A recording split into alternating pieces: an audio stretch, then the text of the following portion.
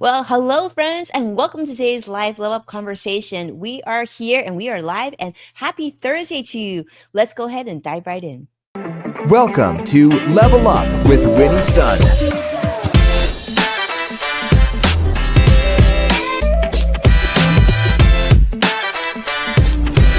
award-winning financial pro. Get ready. Level Up with Winnie Sun. Well, hello. Welcome, friends. It's great to be here with you. Yes, as you know, I'm Winnie's son. If you're brand new to the show, welcome. It's wonderful to have you here. We are absolutely live. And for those of you who don't know me, I'm an award winning financial pro, a Forbes contributor, a CNBC council member and contributor. And yeah, we're here live on a whole bunch of different social media platforms. So jump in, introduce yourself. I already see a lot of familiar faces joining us on all different platforms. So thank you so much for being here. Well, the market has less than 10 minutes ago. So let's let you know how it's doing. Hello, City. Great to see you on YouTube Live. Dow is currently up 173 points. NASDAQ just turned positive, up two points right now. We'll take it. S&P 500 is up 12 as well. We'll see how it closes, but 8 minutes left to go. If we can end in all green, we'll be happy. There's been so much financial news, business news that I wanted to share with you. So today, let's just say, get your water ready, sit back and relax because we are talking about many of the changes that have come from President Trump's big, beautiful bill. In fact, the Trump's tariffs now are also driving up household debt concerns. And we're going to share what's been shared on CNBC this week. So there was a recent survey that came out by Zeddy talking about how 78% of US workers who were surveyed said that President Trump's tariffs are worsening their debt due to rising prices. In fact, there was also a study that came out of Yale's Budget Lab that also estimated that tariffs could cost the average household about $2,000 this year. Now, the Fed has held rates steady, and um, because of the concerns of tariff-driven inflation, keeping credit card APRs at about 24.33% on average. So, if you have credit card debt, this is probably something that you already know very, very, very well. But for those of you who are thinking, well, should I be spending? Should I be saving? Well, the answer is probably you should be saving and try to just spend this year on only the things you absolutely need, less so much on wants. Because this year, a lot of things that we would normally buy is going to cost a lot more. And the hope that things would get cheaper in time, I don't know how reasonable that is. So you might say, well, why don't I just buy it now? Because maybe it'll, go more expensive later on. That's true. But generally speaking, from a personal finance standpoint, it is best to save rather than spend. So put together a spending plan, a savings plan, I would say, and a spending plan, and just to try to keep things in a good place. But of course, there's 0% credit cards if you're looking to move some credit card debt, if you're concerned about that. You can also consider it sort of a low interest personal loan to consolidate debt if you have debt. And this is something that I think a lot of people don't recognize or didn't know. But it's really important to have communication with your credit card providers if you have credit card debt. Because believe it or not, you can ask your lenders to lower your APRs. You can say, well, my goal is to pay off my credit cards in such and such time, and I really want to make some traction. Can you work with me? Can you maybe give me a time frame of 0% interest for a time period? I mean, you can always ask. Doesn't mean they're necessarily going to do it, but they might work with you and like try to lower your interest rate at least temporarily to give you a little reprieve from your credit card debt. Now, with no interest rates on the horizon, though, anytime soon, it does seem like proactive financial planning is going to be essential for many Americans. Now, that being said, though, I will say Fed Chairman Jerome Powell did hint that they expect to have cuts by the end of the year. But of course, the news coming out of um, a lot of the news coming out on the tariff front could actually slow that down. So, My rule of thumb right now is spend less, save more. That I think is going to be good advice. Now let's continue and talk about a story that came out of Yahoo Finance this week, talking about President Trump's big beautiful bill, of course, talking about how it's offering big gains to the wealthy. The wealthy, meaning the top 10% of Americans, actually could be saving $12,044 a year. That's a lot of savings. So if you're in that top 10%, I guess congratulations. Looks like you'll be saving some money. Now, if you're on the flip side, if you're on the bottom 10%, unfortunately, it looks like you might be losing about $1,559 on average. And of course, this is being shared by the article on Yahoo Finance. If you want to get more information on how they came up with that data, definitely check that out. But they're saying that there's going to be, of course, cuts hitting Medicaid, food aid, and services that really a lot of low income Americans rely on. And there's going to now be also new work requirements to receive these benefits. Now, lower middle households also face losses of about $749 to $312, which could impact daily affordability as well. And then, of course, there's the 50th percentile, which is the middle income families here in America. Well, they said you might gain about $600, but that you could also face reduced public support. Now, we know the big, beautiful bill widens the economic gap, so giving a little bit of reprieve to the wealthy, pressure for the poor, and of course, some of the working class as well. Now, regardless of this, if these things change or things will evolve, but something to be paying attention to, that this is in fact here, and a lot of those changes will start to occur in 2026. So I always say, since you still have quite a few months before 2026, definitely, regardless of how you feel about politics, we can't control a lot of things that occur in politics, as I think you would agree. I mean, we can vote for our politicians, but at the end of the day, we're not sitting at the table, voicing necessarily our opinion on these things. So what we can do instead is control what we can control, plan what we can plan.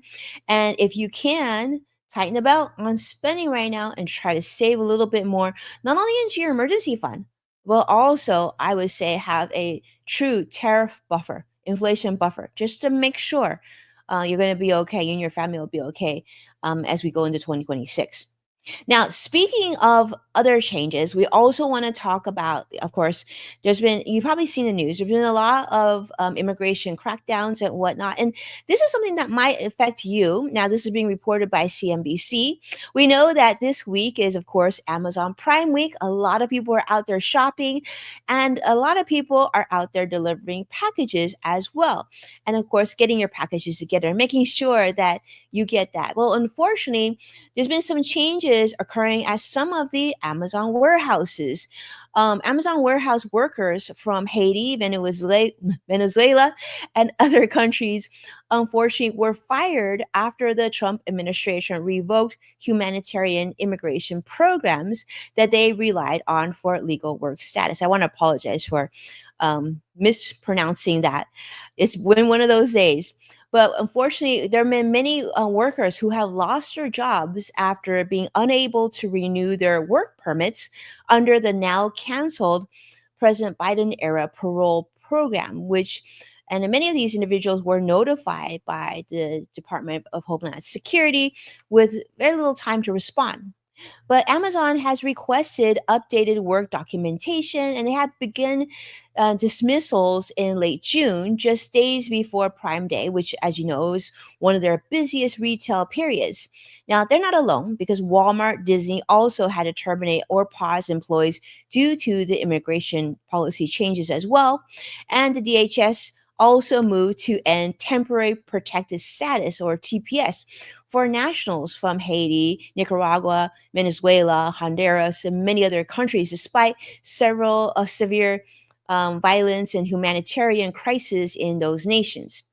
Now, Amazon is said to be supporting affected employees. They're providing resources such as legal aid and counseling, of course, but they really will continue to comply with federal work authorization laws.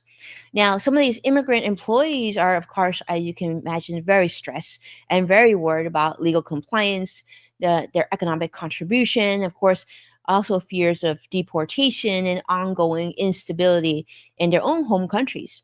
But critics are arguing that the policy isn't just not right, but also inhumane, which also is forcing these people into unsafe conditions while disrupting, U.S. businesses which rely on immigrant labor as well. So, you know, that's what some of the news is coming out. But if you're wondering, that even companies that we shop at Amazon and whatnot, they're being affected. Their labor and hires are definitely affected. And it's no surprise, right? We just talked about last week how Amazon is now in their warehouses, about 50% of packages now have some sort of touch by robotics and artificial intelligence. And it just seems like that's probably, we see a need, right? Because a lot of the labor, immigrant labor, may be, I don't know, maybe replaced somewhat by this robotics and AI technology as well.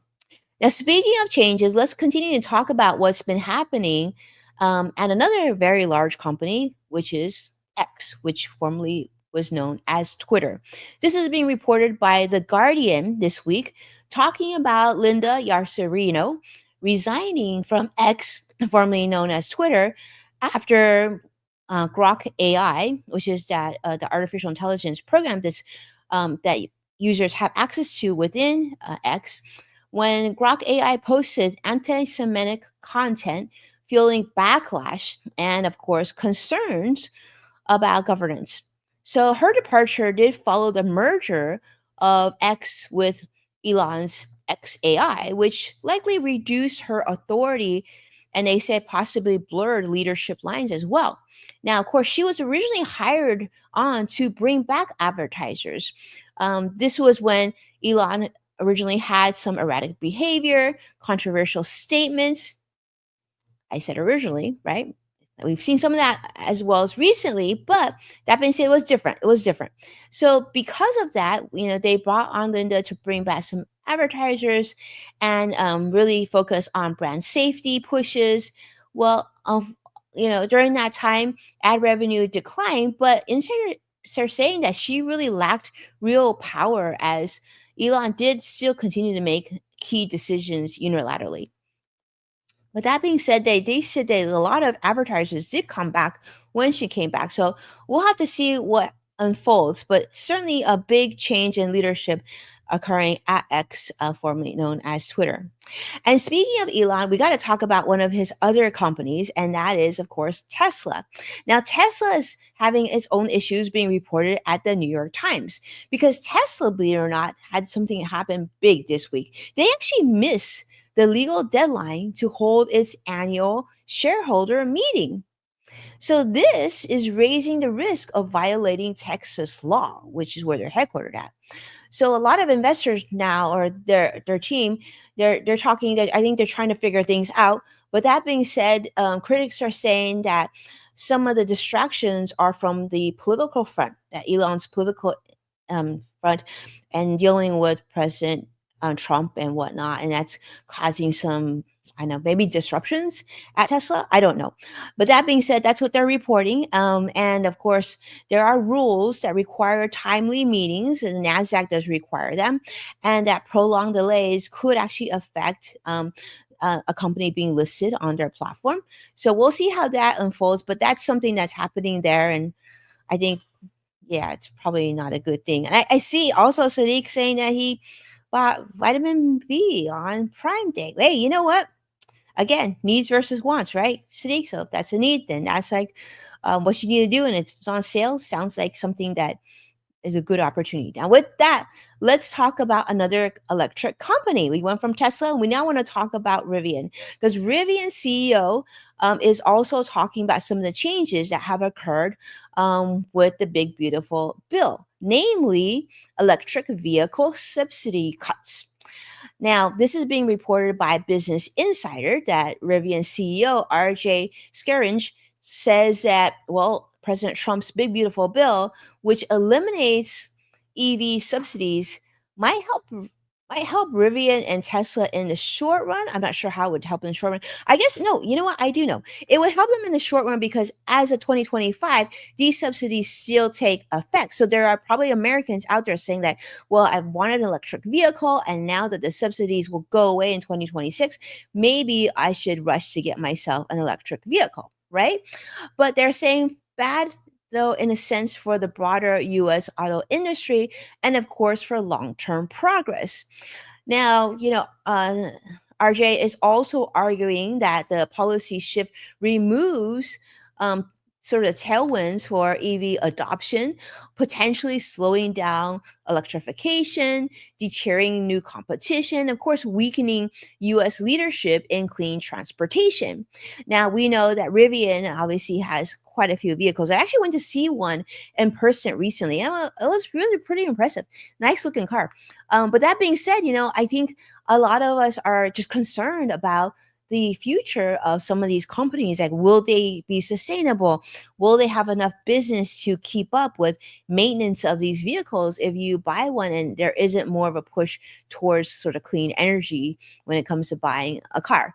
Now, despite the policy change, of course, many experts are still saying that they believe that electric vehicles is the future and is very very important for the future, but they're warning that major automakers are sort of quieting lobbying against electric vehicle progress and choosing instead just to focus on short-term profit. But, the CEO has said, well, quote unquote, this is bad for my kids, highlighting concerns over environmental and economic impacts tied to slowing electric vehicle momentum. So curious to see how you feel about that. As someone who drives an electric vehicle, I drive a Tesla, and I will say that, it's so much fun to drive, and I love the fact that I don't have to fill up at the gas station. But that being said, charging takes a really long time. So it just feels like the technology still has a ways to go. And I'm hoping it doesn't get derailed and doesn't slow down because I do agree. I think I would love for my kids to have clean energy vehicles or transportation in the future. But we'll have to see. We'll have to see how that goes. Now, speaking of that, I want to continue and talk about and I will mention because I know somebody asked me this before on one of the platforms. Yes, my vehicle is an old Tesla. I've had it for goodness, coming on 10 years almost, right? So I was one of the earlier adopters. And that being said, I think that a car is not something I wouldn't consider an investment. It's a depreciating item. So I do like the concept of holding cars for a really long time. I usually hold them till they almost die. And so that's what I'm going to do. All right, let's continue on and talk about another story that came out of the Associated Press. Talking about this is a big one. I really want to make sure this is on your radar because this one kind of rubs me the wrong way. I'm not a big fan of the change here. Well, the Federal Appeals Court has blocked the FTC's click to cancel rule, which came from the Biden administration, which was set to make subscription and membership cancellations super easy for consumers like you and I. Now, the rule was part of the Biden administration's Time is Money initiative, which required businesses to clearly disclose when free trials ended and which would allow customers and consumers to cancel just as easily as they subscribed, right? It should be like that.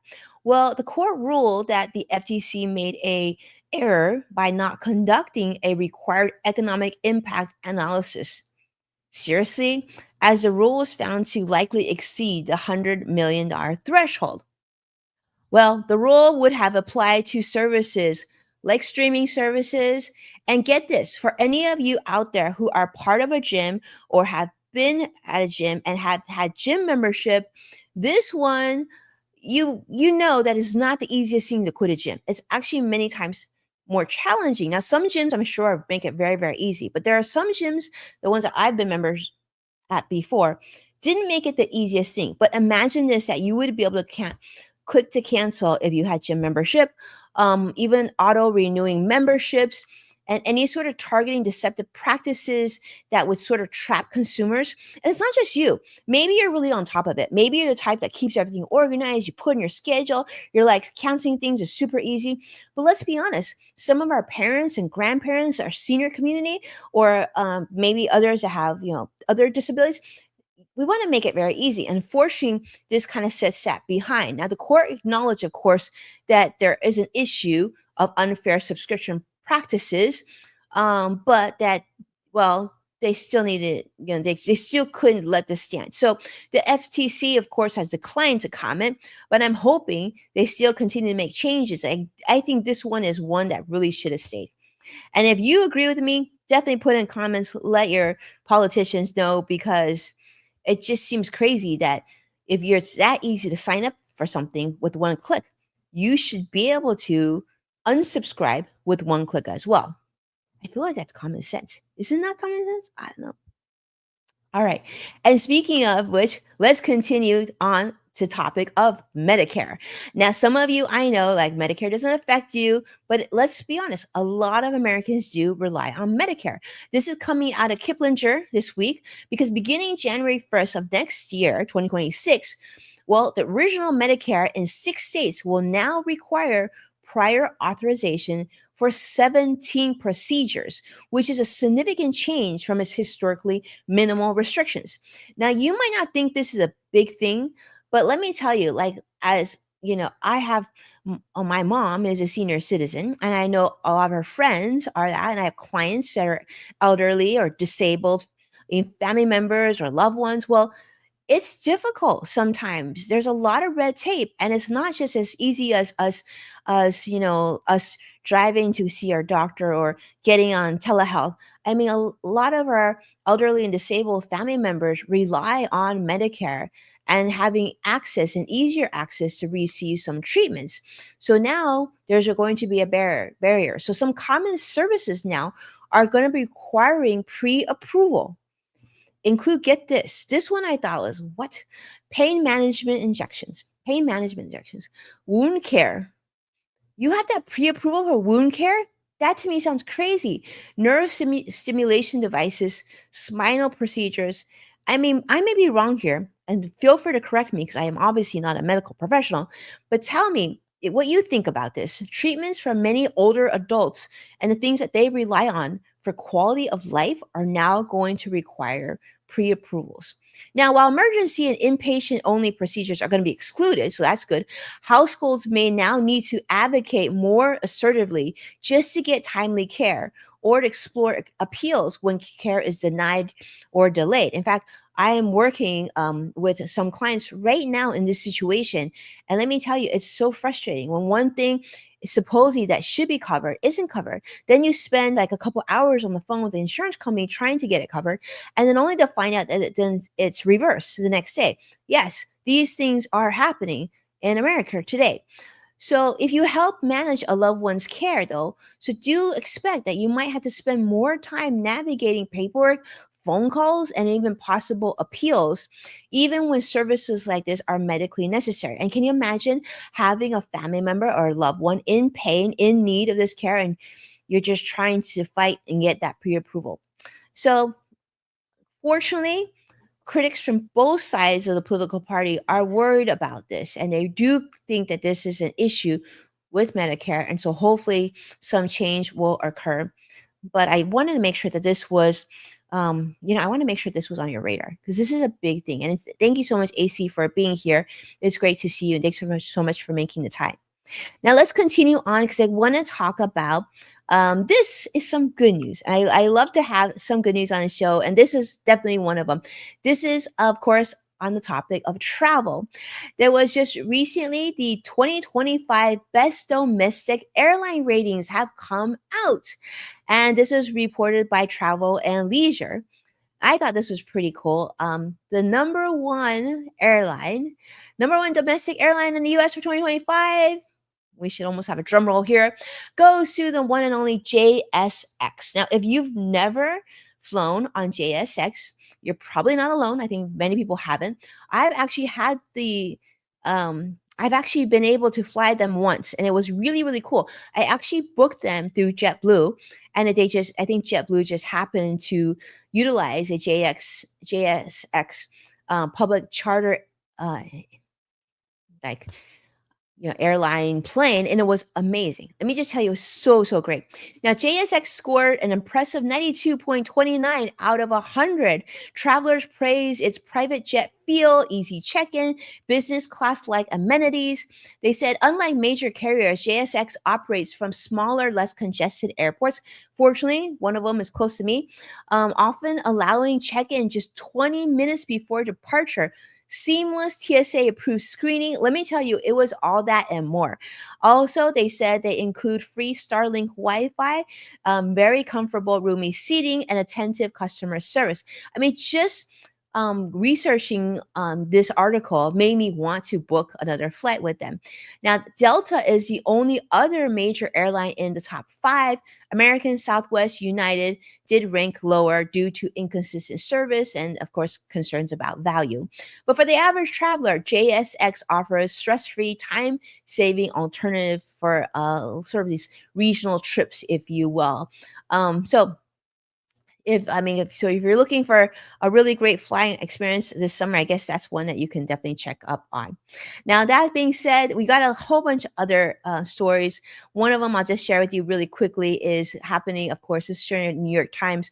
Microsoft is doing some really cool things, expanding AI education, as well as open AI. And I think a lot of AI companies now are even trying to support teachers, supporting like $23 million from Microsoft Open AI. They're also going to be opening a national academy for AI instruction in New York this fall. They're going to be spending millions of dollars trying to back education, tech support, and things like that. So that I think that should be good.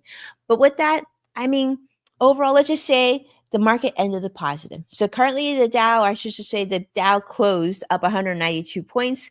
Nasdaq closed up 19. S&P 500 closed up 17. Thank you so much for being a part of today's Level Up. It is wonderful to spend the day with you, of course. Give me a like and subscribe if you can to stay updated on all the latest insights and to watch past episodes of Level Up with Winnie Sun. Definitely check out NASDAQ, Amazon Fire, Samsung, LG, Roku, and of course, the streaming platform that you're with me here. Thank you so much for having the time to spend with me today. And of course, if you're sharing the episode online, thank you so much, Sadiq, Joshua, Samantha, Peter, Benjamin, and AC also for sharing an episode online. I see it. I so appreciate it. And if you are able to, definitely share the episode online, tag at Winnie Sun so I can see that you do. And I really appreciate your time. With that, have a beautiful week. I'll see you again very soon. Bye bye now.